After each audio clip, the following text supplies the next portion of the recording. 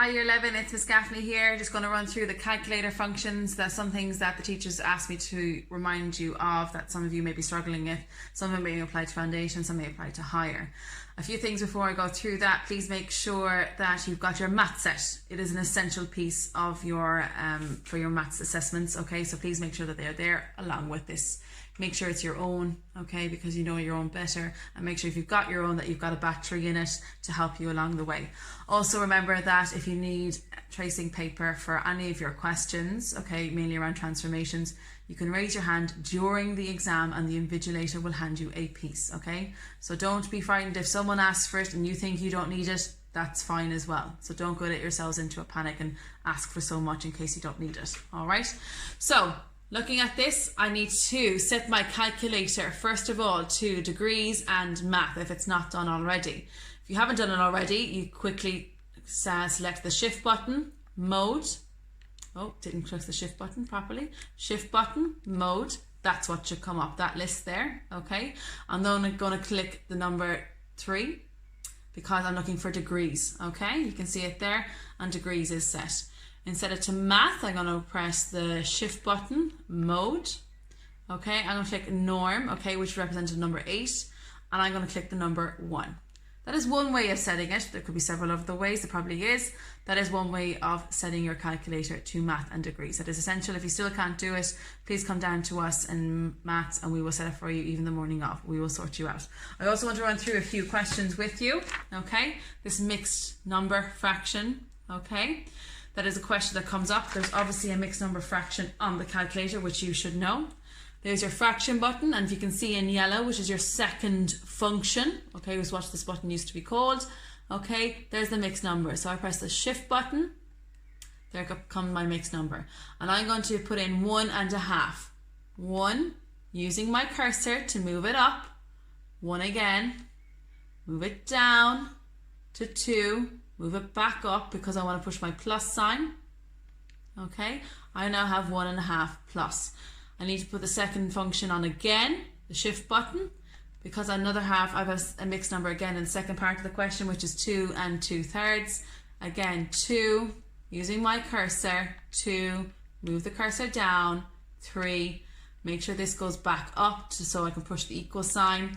I then have an answer of 25/6, okay? Now, if I was to press the SD button, I cannot convert that improper or the top heavy fraction into a mixed number because we need to answer in a mixed number, okay? So what I would do then is I would need to see how many times 6 fits into 25 with a remainder. So it goes in 4 times, because 6 times 4 is 24, remainder 1/6. The reason why I put it over 6 is because I'm dividing by 6, okay? Moving on.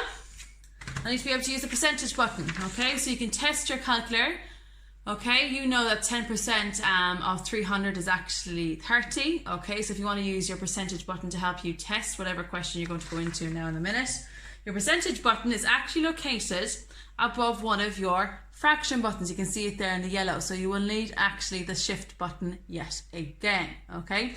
So in this question here, as I've written it down there, I need to find 13% of 300, so I'm going to type in 300 times by 13%. So 300 times by 13, shift button, and up comes the percentage sign. I'm then going to press equals, which is 39, okay? So please make sure that you've got that, and you can do this along with me. If I'm going too fast, please press pause, stop, rewind me. It's a lot faster, okay? For those of you who want to answer the compound question, okay, just to reiterate, if you're going to invest 2,500 at 2% over 3 years, okay, this is the way it should look like. With the 1, your multiplier, okay, your multiplier is 1.02, all right? The 1 representing your 100%, and the 0.2, the additional 2%. to the power of 3, which means over 3 years. So the way I've written it here is going to be exactly the way I'm going to type it into my calculator. So 2,500 times by 1.02. Now I could use the cubed button, okay, all right, but just in case it comes to the power of 5 or 6 or 7 years, okay, I'm going to show you the other button here. This is the power of whatever you want it to be. okay, the X with the square, okay, the filled in square on it. So I'm going to push that button. I don't need to use the shift button, okay, because it's on the white buttons here. It's on the main functions, all right? So you can see the box in there. So I can put in 2, 3, 4, 5, 6 or 7 up there. It would work no problem. So I'm going to put in 3. It'll still work. And up comes, I press the SD button, the amount that I will have at the end of 3 years at 2%. That's compound interest there, okay? There to help you. Okay, moving on, next one. Find the prime factors of 45, okay? And usually a 1 mark question that will come up. Again, it's a calculator skill, so you'll need to know. So I push the number 45 and must push equals, okay? So I have 45 twice on my screen. I'm then going to use the second function. I'm then going to press look for the yellow fact number. You can see fact that's there. It's above this dotted number here, which is for time, which I'll use in a minute. Push that and up come the indices and the prime factors for 45, which is ending up to be 3 squared times by 5. So that is a 1 mark question that could come up and save you working it all out, okay? The next one is, what if you're using the time button? Now quickly I'm going to move on to the time button, all right?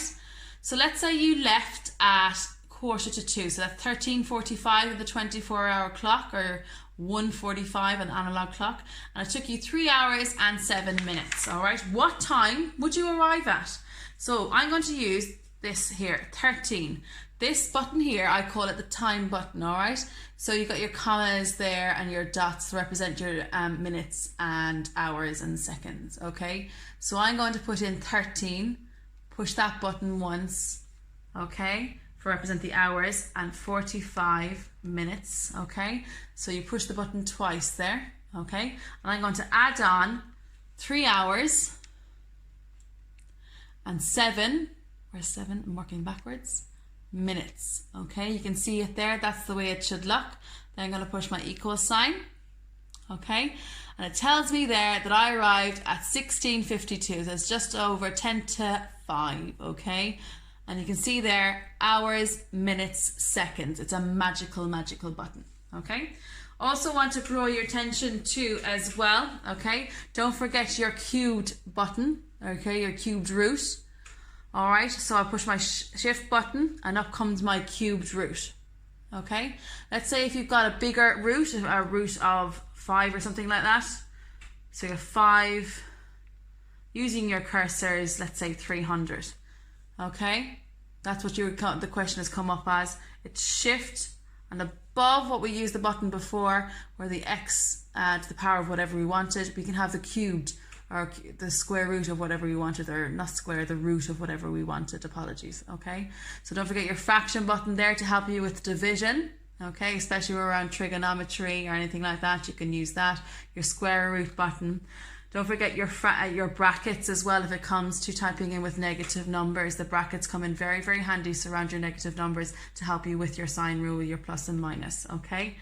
And I think that is all I have. Also, lastly, not least, pi, the pi button.